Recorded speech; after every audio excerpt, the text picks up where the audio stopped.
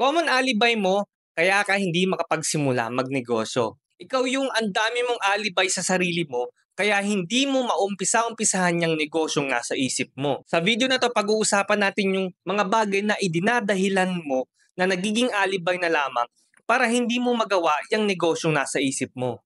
Kung ngayon lang pala tayo nagkita, ako nga pala si Ruben de la Vega. 4 years na ako nagnenegosyo at gumagawa tayo ng mga gantong video contents para matulungan yung mga taong gustong magsimula ng kanilang mga negosyo. Tara, pag-usapan na natin yung 3 common na alibay mo kaya ka hindi makapagsimula ng negosyo. At ang isang common alibay mo kaya ka hindi makapagsimula ng negosyo ay pag-aaralan mo pa. Ito yung pilit mong sinasabi sa sarili mo na kaya ka hindi makapagsimula ng negosyo ay pag-aaralan mo pa yung negosyong papasukin mo.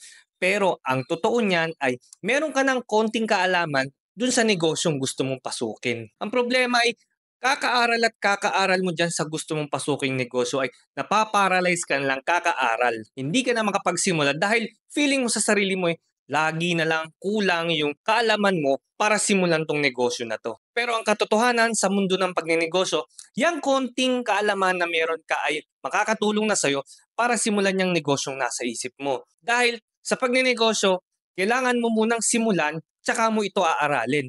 Hindi yung aaralin mo muna tsaka ka magsisimula. Hindi ganon. Ang pag-aaral sa negosyo ay gagawin mo habang pinatatakbo mo ito. Kaya kung gusto mo talagang mapag-aralan yung negosyong nasa isip mo ay gawin mo na ito. At along the way, mas mapag-aaralan mo pa yung negosyong inumpisahan mo. Okay, next. Ang isang common alibay mo kaya ka hindi makapagsimula ng negosyo ay nahihiya.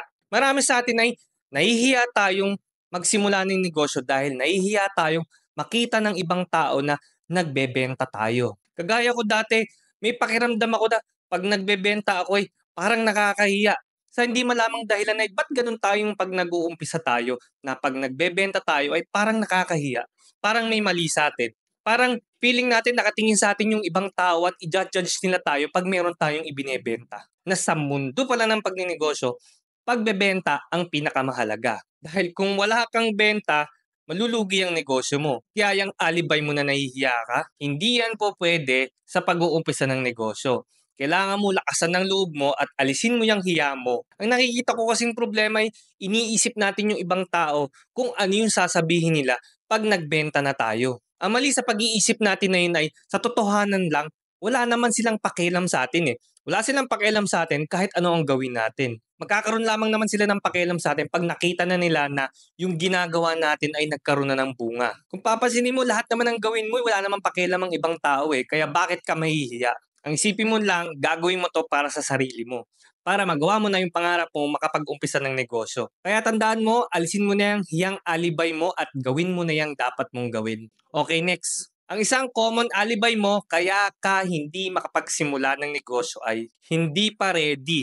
Yung alibay mo na yan na hindi ka pa ready, lahat ng gustong magsimula mang negosyo ay hindi naman ready nung ginawa nila yung negosyong ginawa nila ngayon. Ang lahat na nag-umpisang magnegosyo ay hindi naman ready kagaya mo. Para sa akin, hindi ka talaga magiging ready pag gagawin mo na yung negosyong nasa isip mo. Kasi wala namang nakakaalam na mangyayari sa hinaharap. Ito ang isang sigurado. Kailangan i-ready mo yung sarili mo na hindi ka ready na gagawin mo yung negosyong nasa isip mo. Dahil kahit kailan ay hindi ka magiging ready. At dahil lagi kang hindi ready ay namimiss mo yung mga opportunity na sana ay nagawa mo na. Yung mga nakalipas na opportunity ay nakalipas na yon. Alam mo kung kailan yung sunod na opportunity na meron ka? Ito na yung ngayon. Ngayon, i-ready mo na yung sarili mo na hindi ka ready na gagawin mo na yung business opportunity nasa isip mo. At masanay ka na hindi ka laging ready sa mga gagawin mo.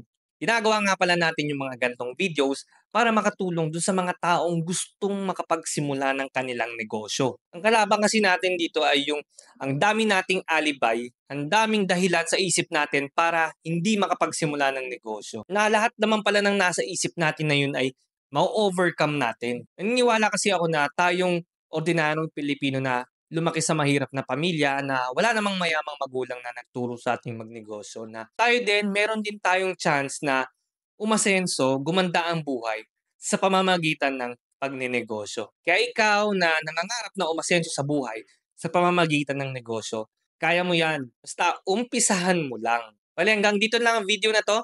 Maraming salamat sa panonood at paki-share na rin 'tong video na 'to baka kailangan ng kaibigan o kakilala mong mapanood 'to para maumpisahan na rin niyang magnegosyo. Lagi nating tatandaan na sa pagnenegosyo bawal mainip, ang mainip talo.